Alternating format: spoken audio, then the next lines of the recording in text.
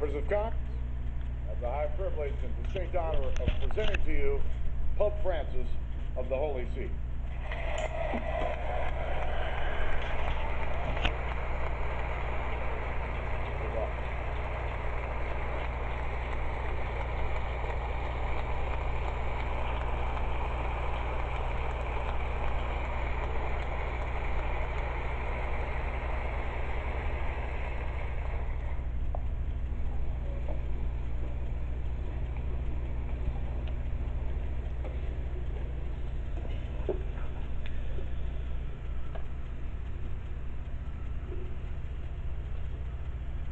Mr. Vice President, Mr. Speaker, honorable members of the Congress, dear friends,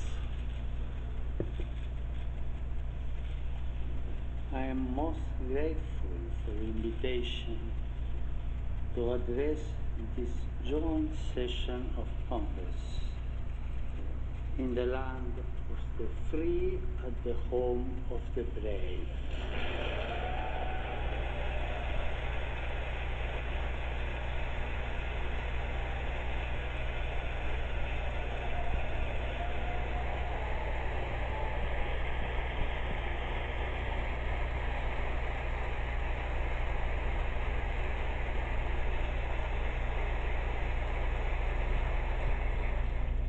I would like to think that the reason for this is that I too am a son of this great continent from which we have all received so much and toward which we share a common responsibility.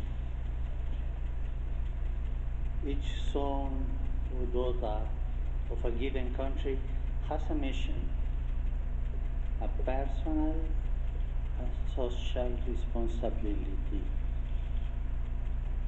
Your one responsibility as members of Congress is to enable this country by your legislative activity to grow as a nation. You are the face of its people. They are representatives. You are called to defend and preserve the dignity of your fellow citizens in the tireless and demanding pursuit of the common good. For this is the chief aim of all politics. A political society endures when it seeks as a vocation to satisfy common needs by stimulating the growth of all its members, especially those in situations of greater vulnerability or risk. Legislative activity is always based on the care of for the people. To this you have been invited, called, accompanied by those who elect you.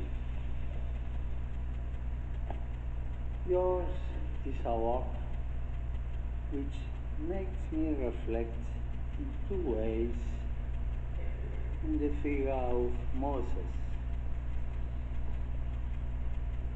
On the one hand, the patriarch and lawgiver of the people of Israel symbolizes the need of people to keep alive their sense of unity by means of just legislation. On the other, the figure of Moses leads us directly to God and thus to the transcendent dignity of the human being.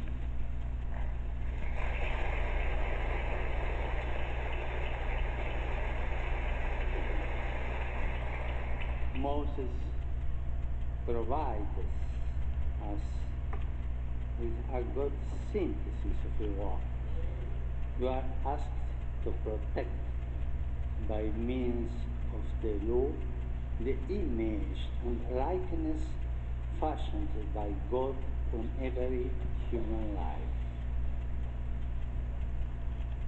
Today, I would like not only to address you, but through you, the entire people of the United States. Here, together with the representatives, I would like to take this opportunity to dialogue with the many thousands of men and women who strive each day to do a honest day's work, to bring home the daily bread, to save money, and one step at a time to build a better life for their families. These are men and women who are not concerned simply with paying their taxes, but in their own quiet way sustain the life of society. They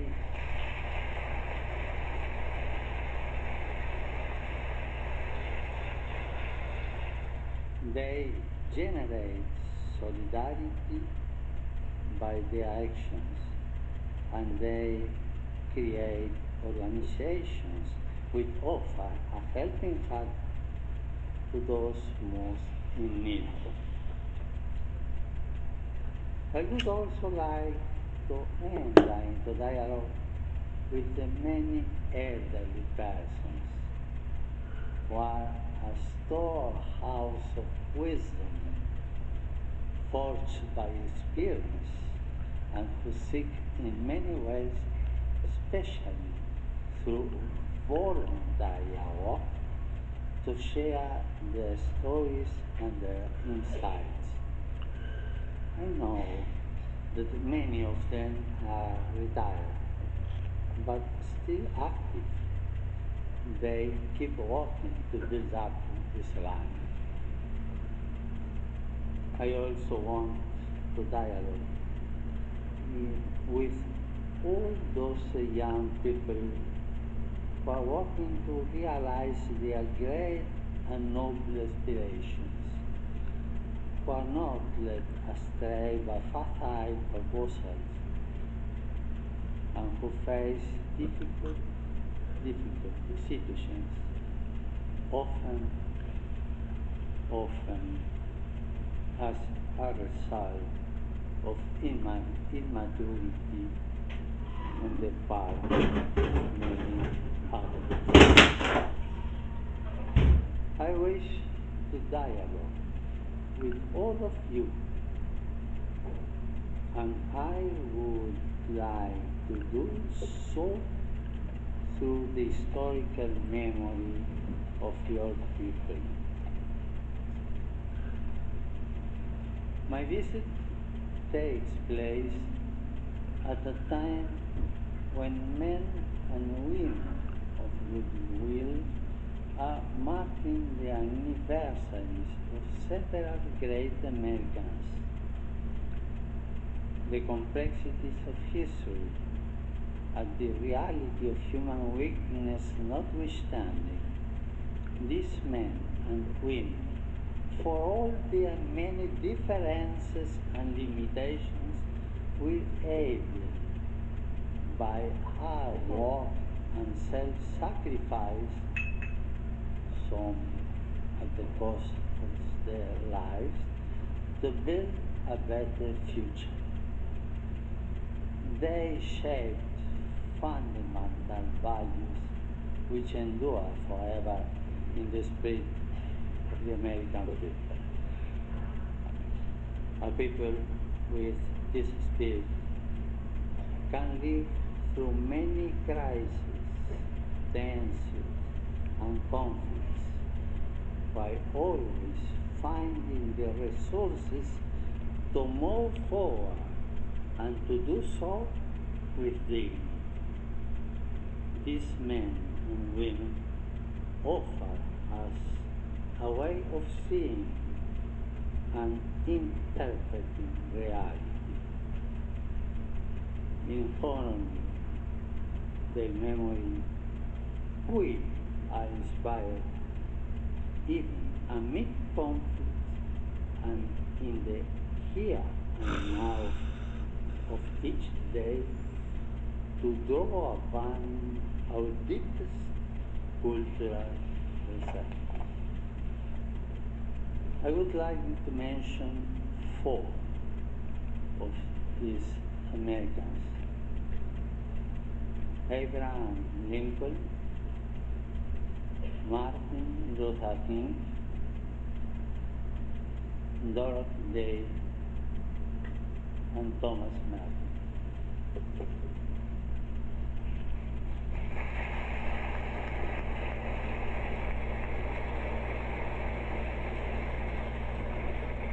This year marks the 150th anniversary of the assassination of President Abraham Lincoln, the guardian of liberty, who labored tirelessly that this nation under God might have a new birth of freedom.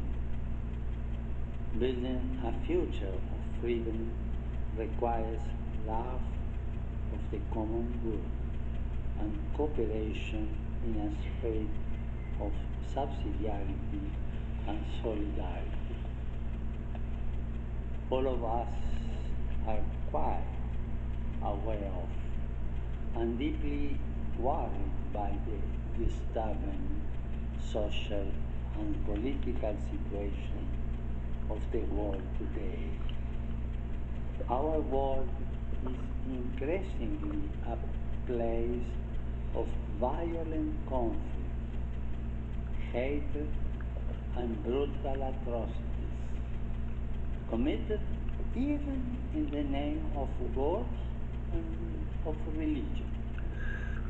We know that no religion is immune from forms of individual delusion or ideological extremism. This means that we must be specially attentive to every type of fundamentalism, whether religious or of any other kind.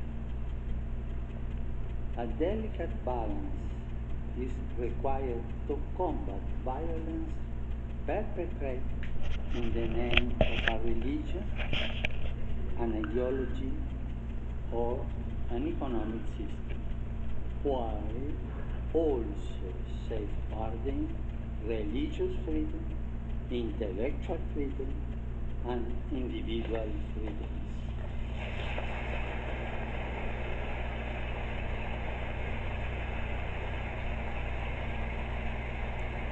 But there is another temptation which we must specially guard against. The simplistic reductionism which sees only good or evil, or if you will, the righteous and sinners. The contemporary world, with its open wounds, which affect so many of our brothers and sisters, demands that we confront every form of polarization which would divide it into these two camps. We know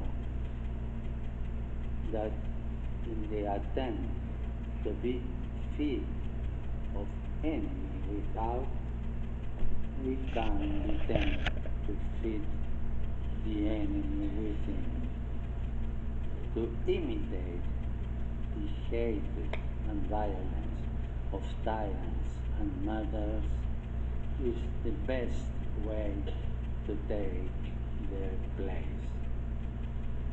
That is something which you, as people, reject.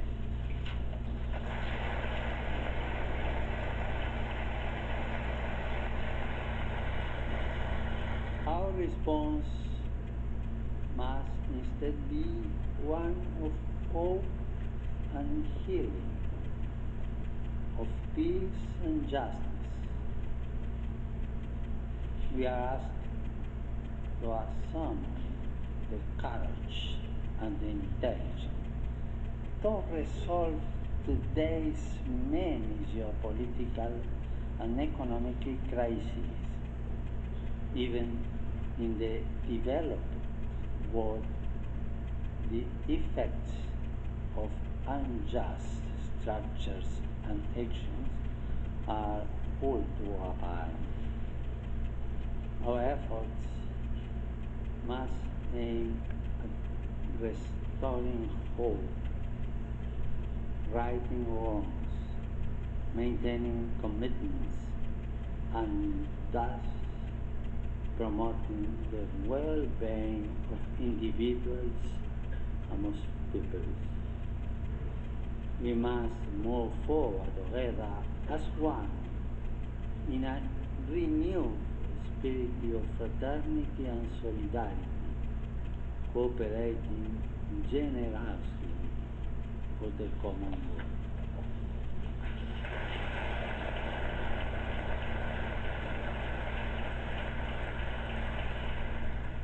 The challenges facing us today call for a renewal of that spirit of cooperation which has accomplished so much good throughout the history of the United States. The complexity, the gravity, and the urgency of these challenges demand that we pool our resources and talents and resolve to support one another with respect for our differences and our convictions of conscience.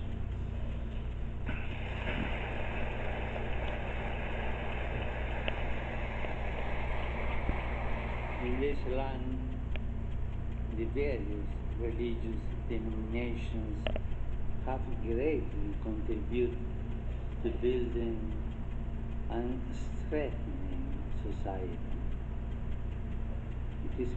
It is important that today, as in the past, the voice of faith continue to be heard, for it is a voice of fraternity and love, which tries to bring out the best in each person and in each society.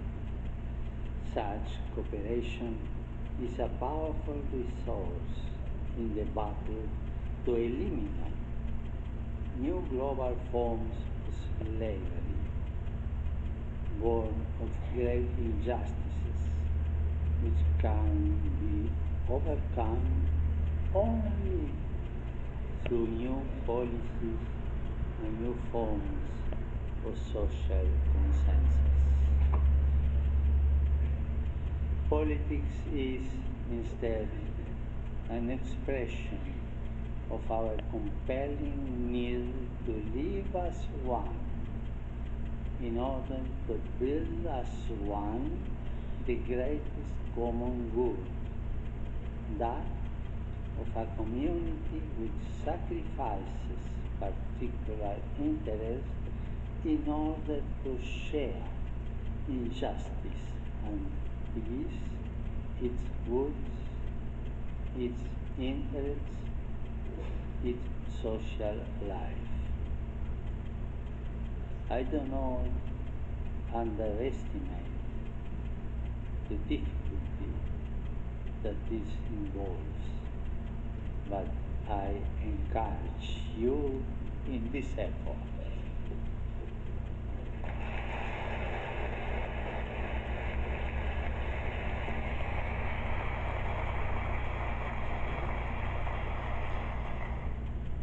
here too, I think of the march which Martin Luther King led from Selma to Montgomery 50 years ago as part of the campaign to fulfill his dream of full civil and political rights for African Americans.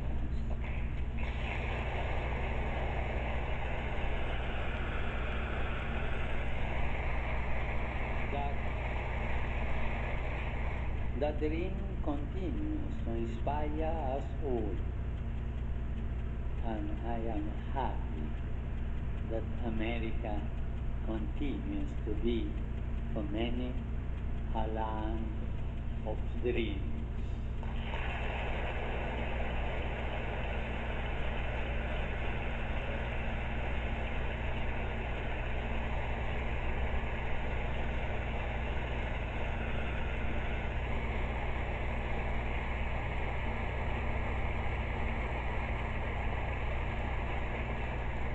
Dreams which lead to action, to participation, to commitment.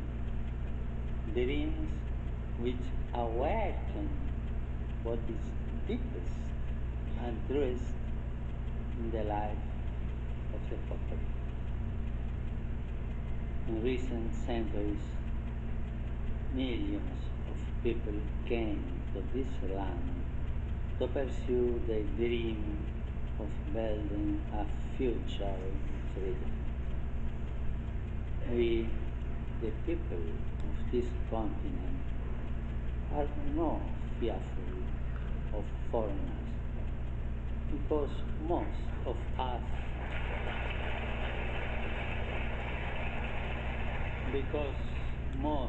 us were once foreigners.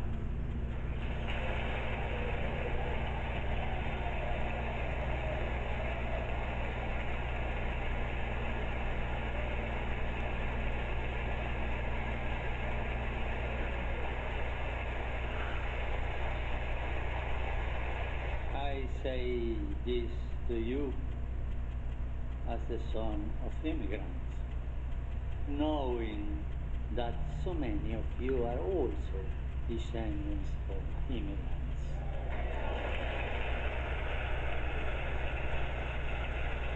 Tragically, the rights of those who were here belong before us were not always respected. For those peoples and their nations from the heart of American democracy, I wish to reaffirm my highest esteem and appreciation. Those first contacts were often turbulent and violent, but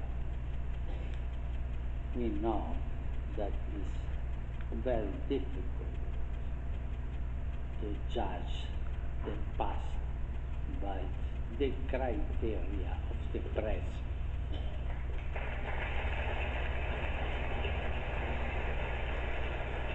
Nonetheless, when the stranger in our midst appeals to us, we must not repeat the sins and the errors of the past.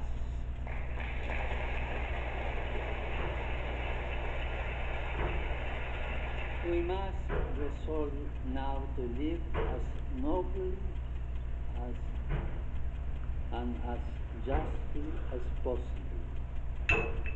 As we educate new generations not to turn their back on our neighbors and everything around us. Building a nation calls us to recognize that we must constantly relate to others, rejecting a mindset of hostility in order to adopt one of reciprocal subsidiarity in a constant effort to do our best. I'm confident that we can do this. Our world is facing a refugee crisis of a magnitude known since the Second World War. This presents us with great challenges and many hard decisions. On this continent, too, thousands of persons are led to travel north in search of a better life for themselves and for their loved ones, in search of greater opportunity.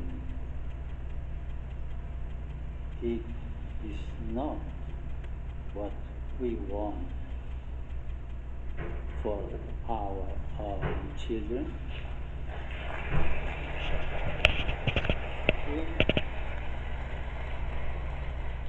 We must not be taken aback by the numbers, but rather view them as persons, seeing their faces and listening to their stories, trying to respond as best we can to their situation, to respond in a way which is always human, just, and fraternal.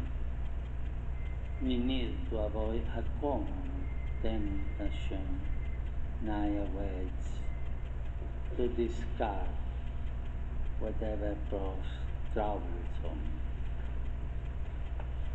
Let us remember the golden rule.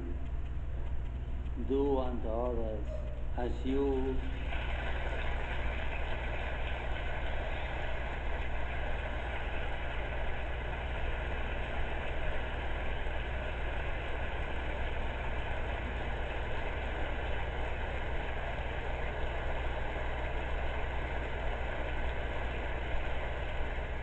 do unto others as you will have them do unto you.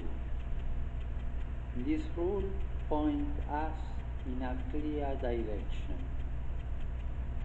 Let us treat others with the same passion and compassion with which we want to be treated.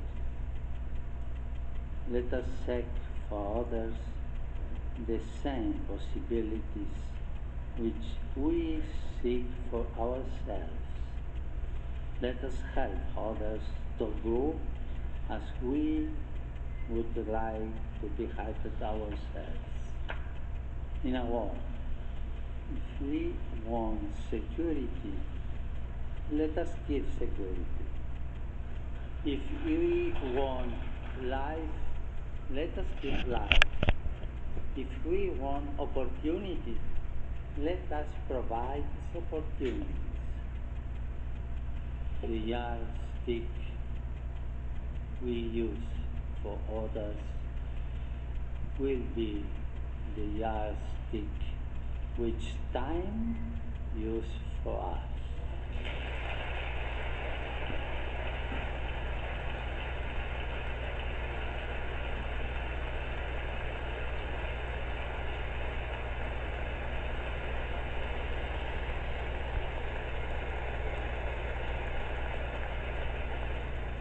The Golden Rule also reminds us of our responsibility to protect and defend human life at every stage of its development.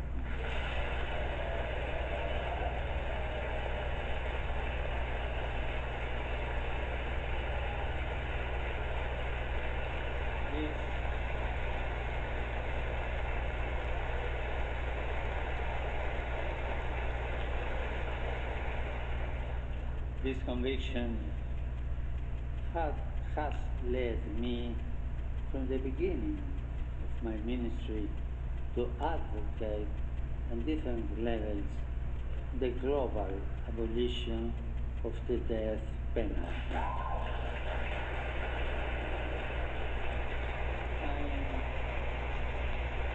I am convinced that this way is the best, since every life is sacred, every human person is endowed with unalienable dignity, and society can only benefit from the rehabilitation of those convicted of crimes. Recently, my brother bishops here in the United States renewed the call for the abolition of the penalty. Not only, not only do I support them, but I also offer encouragement to all those who are convinced that a just and necessary punishment must never exclude the dimension of hope and the goal of rehabilitation.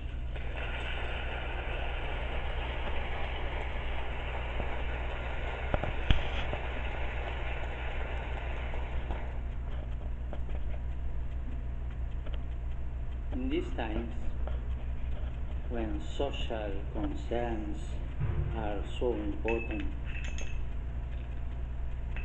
I cannot fail to mention the servant of God, Dorothy Day, who founded the Catholic Worker Movement.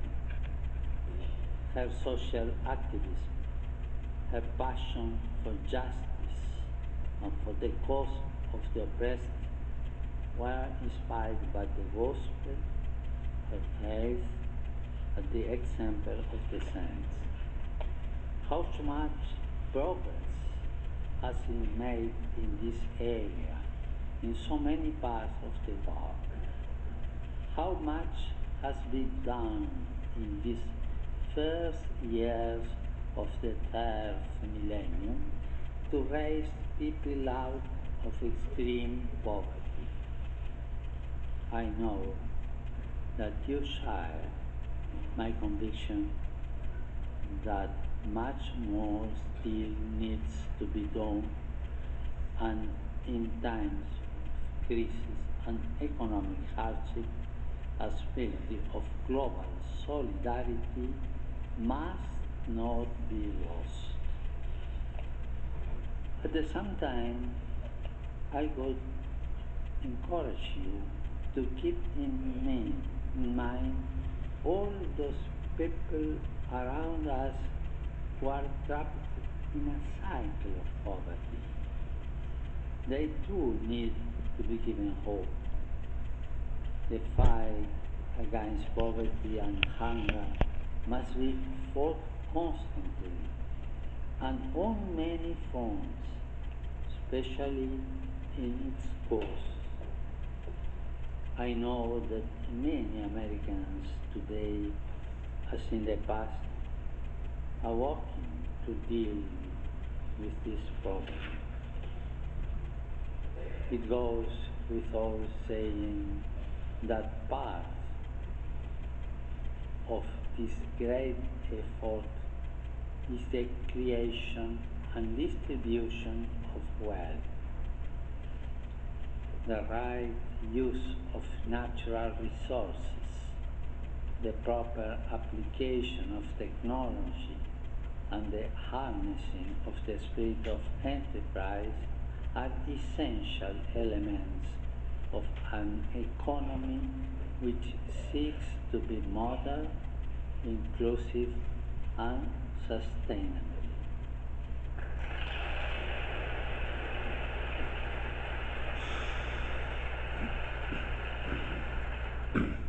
Business is a noble vocation directed to producing wealth and improving the world. It can be a fruitful source of prosperity from the area in which it operates, especially if it sees the creation of jobs as an essential part of its service to the common good.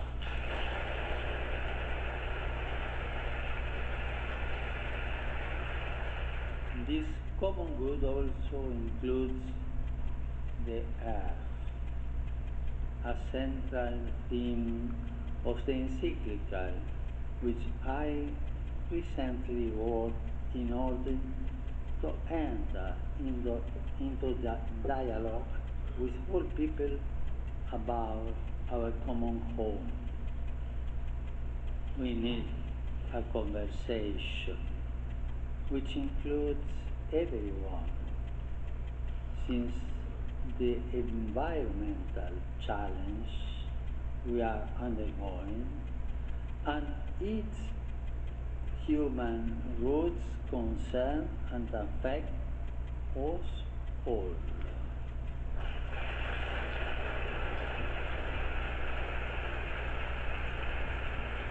In Laudato Si, I call for a courageous and responsible effort to redirect our steps and to avert the most serious effects of the environmental deterioration caused by human activity. I'm convinced that we can make a difference. I'm sure. And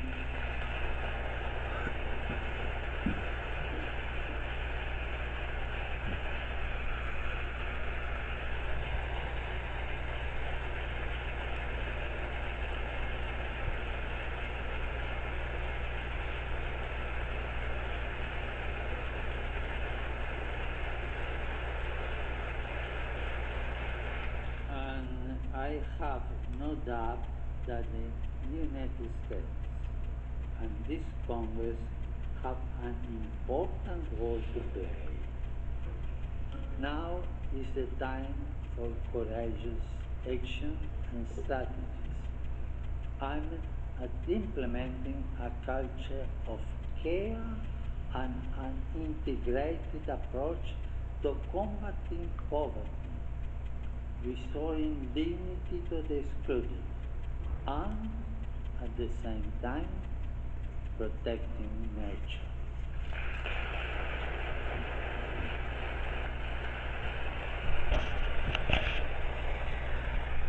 We have the freedom needed to limit and direct technology, to devise intelligent ways of developing and limiting our power, and to put technology at the service of another type of progress, one which is here, more human, more social, more integral.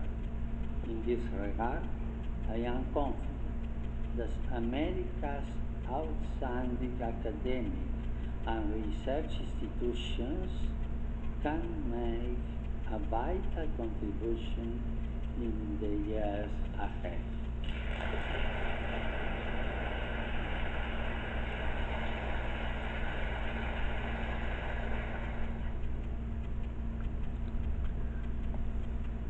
A century ago, at the beginning of the Great War, which Pope Benedict XV then appointed slaughter, another notable American was born, the Cistercian monk Thomas Merton. He remains a source of spiritual inspiration and guide for many people. In his autobiography, Merton wrote,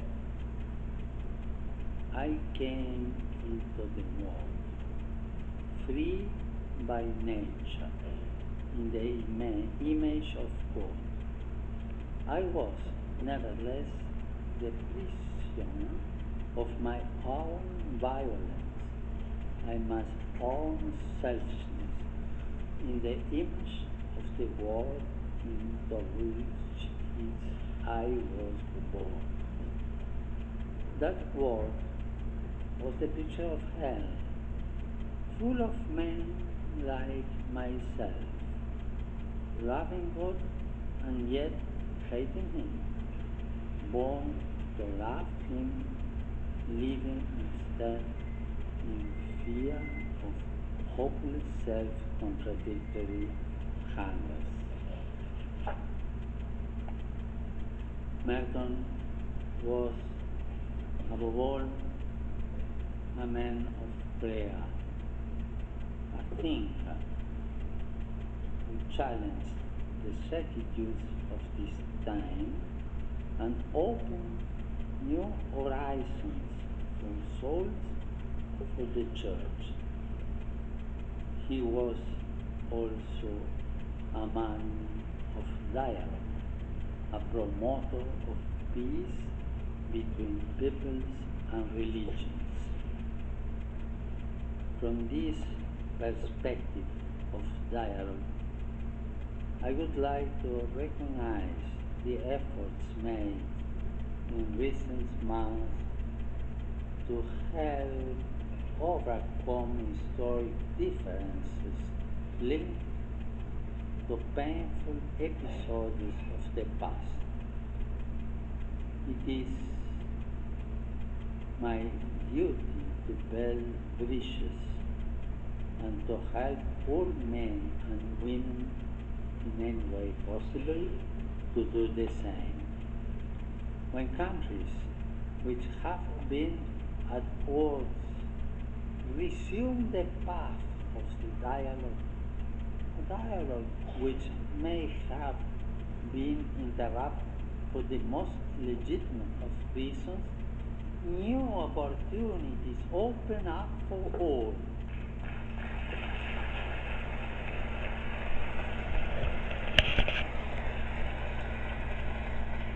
This that required and requires courage and daring, which is not the same as irresponsibility.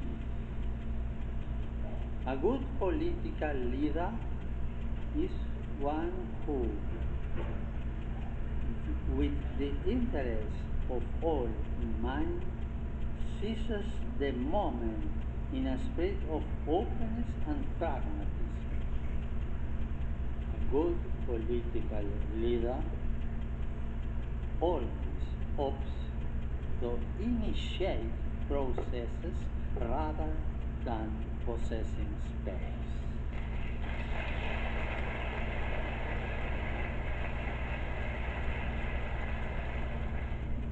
Being at the service of dialogue and peace also means being truly determined to minimize and in the long term to end the many armed conflicts throughout our world.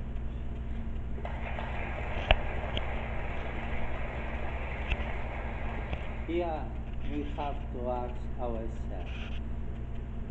why are deadly weapons being sold to those who plan to inflict untold suffering on individuals and society? Sadly, the answer, as we all know, is simply for money. Money that is drenched in blood, often innocent blood. In the face of the shameful and culpable silence, it is our duty to confront the problem and to stop the arms strife.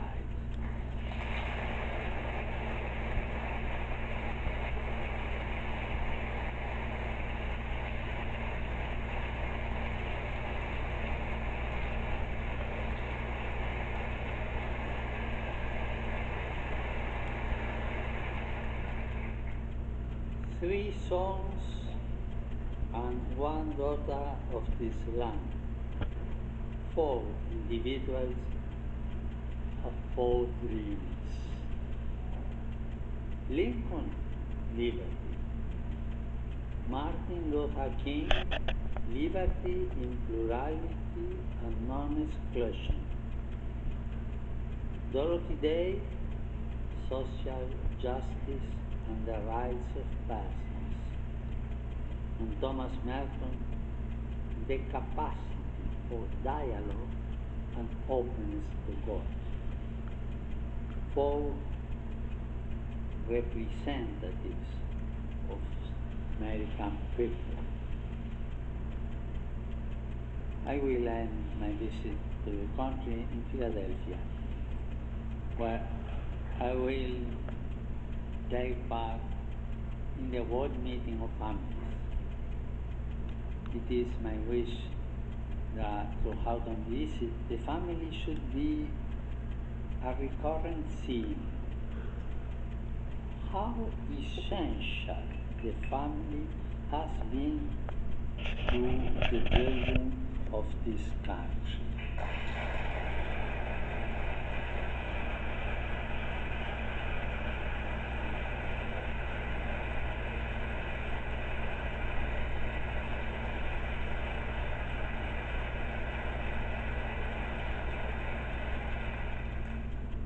And how worthy it remains for our support and encouragement. Yet, I cannot hide my concern for the family, which is threatened, perhaps as never before, from within or without. Fundamental relations have been called into question, as is the very basis of marriage and the family. I can only reiterate the importance and, above all, the richness and the beauty of family life.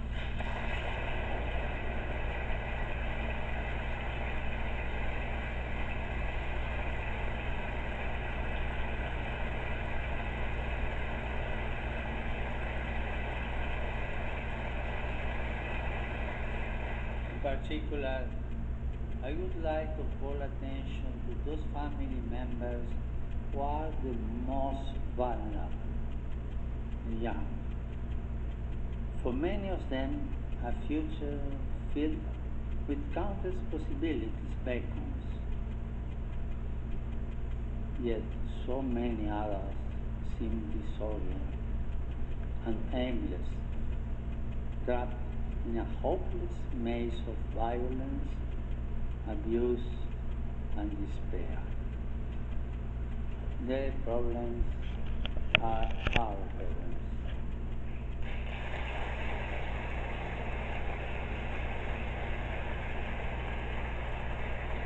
We cannot avoid them.